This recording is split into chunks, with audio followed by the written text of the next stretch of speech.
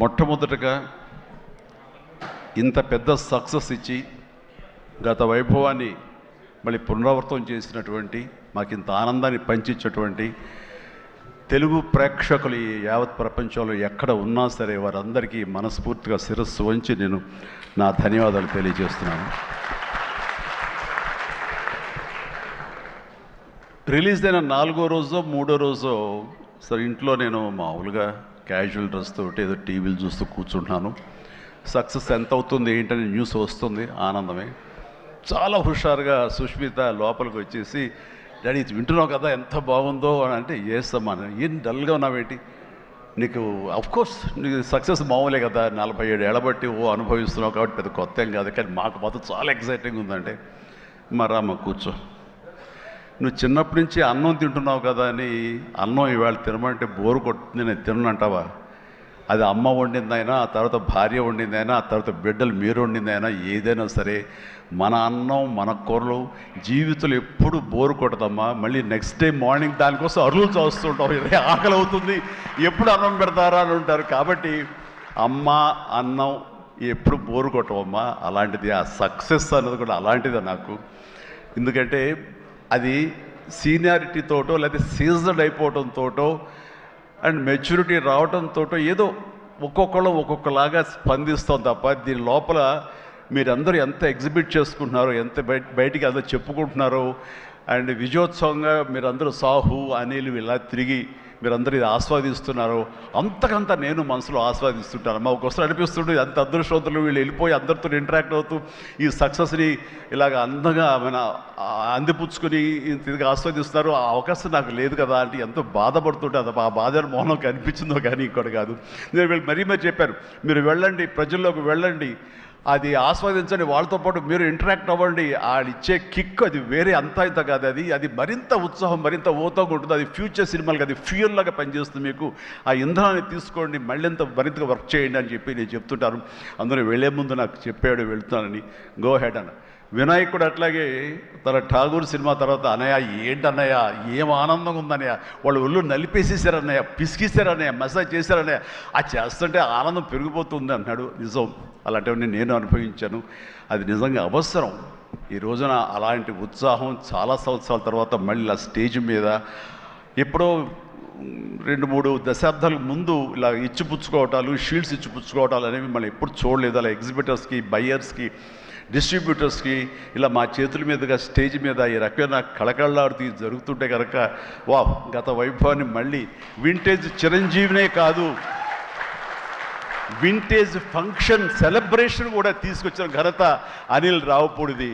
So thank you so much. నాకైతే అది nostalgia. అలాగే కొంచెం ఓపిక్గా ప్రతి ఒక్కళ్ళని ఆనందపరిచేలాగా షీల్డ్స్ ఇచ్చిపుచ్చుకోవటం, ఆ షీల్డ్స్ ఇంటికి వెళ్ళిన తర్వాత అక్కడ అలమారలో పెట్టుకుంటే అది చూసినప్పుడల్లా ఎన్నో స్మృతులు గుర్తుకొస్తుంటాయి. అలాంటిది మళ్ళీ తిరిగి ఇలాగ రావటం, ఆ ఆనందాన్ని అందివ్వటం చాలా చాలా సంతోషం. అండ్ ఇందాక రాఘవేంద్ర వెళ్ళిపోయారు, ఆయన ఉండగా మాట్లాడాల్సింది. అనిల్ని చూస్తుంటే వర్కింగ్ స్టైల్ కానీ, ఆర్టిస్ట్ తోటి ఇంటరాక్ట్ అవ్వటం కానీ, వాళ్ళని మంచి గుడ్ హ్యూమర్లో పెట్టడం కానీ, ఇవన్నీ చూస్తుంటే నాకు 100% రాఘవేంద్రరావు గారే గుర్తుకొచ్చేవాళ్ళ. అండ్ ఇందాక ఆయన చెప్పినట్లుగా నాకు రాఘవేంద్రరావు గారే అనిల్ రావుపూడిని పరిచయం చేశారు. బాబాయ్ వెరీ గుడ్ డాన్సర్ చేస్తారు, నువ్వంటే చాలా ఇష్టం, నీ ఇలాగ దించేస్తాడని చెప్తుంటే కనుక అవునంటే అక్కడే ఉత్సాహం 2-3 స్టెప్స్ కూడా వేసాడు ఆ పార్టీలో. ఎప్పటికీ నువ్వు ఇతనితో సినిమా చేయాలి బాబాయ్, నీ కామెడీ టచ్కి ఇతను కామెడీ కన్సీవ్ చేసే కథలకి వాటికి భలే ఉంటుంది, ఆ రిజల్టే వేరు అన్నారు. మహానుభావుడు ఆ మాట అన్నారు. అప్పుడు అందాక అన్నారు కదా, విత్తనం నాటిన అది మా వటవృక్షం అయ్యేంత సక్సెస్ వస్తుందని ఊహించదు అన్నారు. ఆయన మంచి మనసుతోటి, పాజిటివ్ దీంతో, నోట్తోటి ఆ మాట ఆయన అన్నారు. అది ఈ రోజు మేము అందరం చవి చూస్తున్నాం. So thank you so much Raghavendra Rao గారు.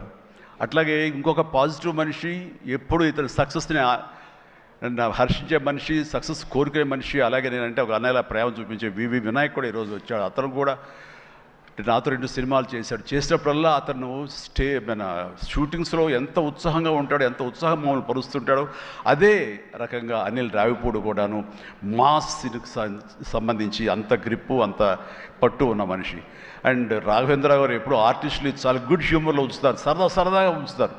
అండ్ మళ్ళీ రాఘవేంద్ర గారి సినిమా ఎప్పుడు ఎలా ఉంటుంది అనే విధంగా ఉంటుంది. ఆ రకంగా ఈ సినిమాలో ఆర్టిస్టులతో ఉండటం సరదాగా ఉండటం కానీ, అండ్ అరమరికి లేక ఉండటం కానీ, షూటింగ్ గ్యాప్లో తన జోకులతోటి వాళ్ళు నవ్వించడం కానీ, అంటే ప్రతిరోజు షూటింగ్ వెళ్ళే ముందు నాకు ఈ మధ్య సంవత్సరాల్లో 2 షూటింగ్స్ చాలా ఉత్సాహంగా వెళ్ళేవాడిని. ఒకటి 150 వినయ్ ఉన్నాడు, అతను షూటింగ్ చేయటం. ఆ తర్వాత అంతే ఉత్సాహంతో నేను వాల్టర్ వేరేకి వెళ్ళినప్పుడు బాబీ సినిమా కూడా అతను అంత గుడ్ హ్యూమర్లో ఉంచుతాడు, సరదాగా ఉంటుంది, వాళ్ళతో పని చేయడం అనేది ఒక పిక్నిక్ లాగా అంత ఎంజాయ్ చేసింది నేను ఈ సినిమాకి, మనశంకర వరప్రసాద్కి. ప్రతిరోజు షూటింగ్ వెళ్తుంటే మధ్యలో ఎక్కడ రోజు షూటింగ్ లేకపోతే ఇంట్లో మామూలుగా కూర్చుంటాం, అదేదో డల్గా ఉంటాం అని కాదు కానీ స్తబ్దతగా ఉంటాం. అండ్ అబ్బా మీరు షూటింగ్ వెళ్తేనే హుషారుగా ఉంటారు, ఇంట్లో ఉంటే ఏదోలా ఉంటుంది, ఏ షూటింగ్ లేదో త్వరగా పెట్టమని చెప్పండి అనిల్ని అని సురేఖ అంటుంటే నేను నిజంగా అంటుంది అదే చెప్పాను. లాస్ట్లో షూటింగ్ అయిపోయిన రోజున ఎలాంటి ఫీలింగ్ అంటే ఒక స్కూల్ విడిచేసి వేరే చోటకి ఎడ్యుకేషన్ కోసం అందరూ విడిపోయి ఆయా ప్లేసెస్కి వెళ్ళిపోతాప్పుడు ఇదో తెలియని బాధ, తీపి బాధ ఒకటి మనసులో ఇదిగా ఉంటుంది. అలాంటిదే నేను గురయ్యాను ఈ సినిమాకి. అందరూ లాస్ట్ డే ఎమోషన్ అయ్యి కూడా అందరి యూనిట్ అందరినీ పిలిచి దగ్గరికి తీసుకుని వాళ్ళకి నా కృతజ్ఞత చెప్పుకున్నాను. ఒక వండర్ఫుల్ ఎక్స్పీరియన్స్ ఈ సినిమా నేను చేయడం. అలాంటి ఎక్స్పీరియన్స్ ఇచ్చినటువంటి అనిల్ రావుపుడి రైటింగ్ టీమ్కి, అనిల్ రావుపుడి అసిస్టెంట్లకి, ఏడీలకి, అసోసియేట్స్, అలాగే మన సమీర్ రెడ్డి కెమెరా వాళ్ళ అసిస్టెంట్లు అందరూ ఒక కుటుంబంలాగా కలిసిపోయాం. దానికి తోడు ఇంకా సాహు గారి వైఫ్ ఎవరైతే దీన్ని సమర్పించారో అర్చన గారు కానీ వీళ్ళందరూ ఇంట్లో బిడ్డలాగా, మా సుష్మితో పాటు ఆ అమ్మాయి కలిసిపోయేలాగా వీళ్ళందరూ చాలా ఇది కలిపి ఒక ఫ్యామిలీ లాంటి ఫీలింగ్ వచ్చింది. నేను ఎప్పుడు ఒకటి నమ్ముతాను, నాకు కానీ రాఘవేంద్ర గారు కానీ, నాకు కానీ కేసీ రామారావు కానీ, ఇలా చాలామందితోటి ఫ్యామిలీ అన్న ఫీలింగ్ వచ్చి డైరెక్టర్లకి, ఆర్టిస్టులకి, నిర్మాతకి ఒక మంచి గుడ్ రిలేషన్ ఉండి గుడ్ ఎమోషన్ కనుక సినిమా ప్రాసెస్ అప్పుడు జరుగుతున్నప్పుడు ఉంటే కనుక దాని రిజల్ట్, దాని ఇంపాక్ట్ ఖచ్చితంగా సినిమా మీద ఉంటుంది. అది నేను అనుభవిస్తూ స్వయం అనుభూతో ఉన్నాను. అలాగే ఇందాక నేను చెప్పినవి కూడాను అన్ని సక్సెస్ఫుల్ సినిమాలే. మిగతా సినిమాలకు వచ్చిందంటే ఏదో వర్రీగా, ఏదో డౌట్గా, ఏదోలా ఉంటుంది. కాబట్టి నేను తప్పు నా మీదే వేసుకుంటాను కానీ ఒకళ్ళ మీద నెట్టను నేను, అది కానే కాదు. కానీ నాలో ఉండే జోష్ ఇంట్లో ప్రత్యక్షంగా చూశారు కాబట్టి, అలాగే ప్రత్యక్షంగా సినిమా సెట్స్లో వీళ్ళు చూస్తారు కాబట్టి నేను ఇది ధైర్యంగా చెప్పగలుగుతున్నాను.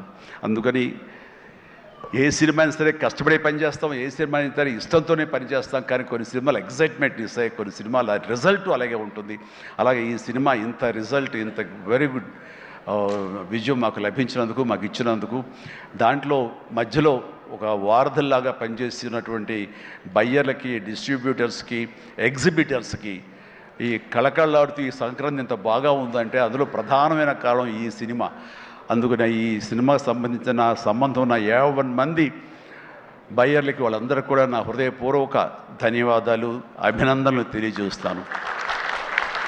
నేను ప్రీ రిలీజ్ ఫంక్షన్లో కోరుకున్నాను అన్ని సినిమాలు బాగా ఆడాలి, అన్ని సినిమాలు కళకళలాడుతుండాలి, థియేటర్లకి జనం రావాలి అని అన్నందుకు నేను ఆ కోరిక మన్నించి ఏదో 1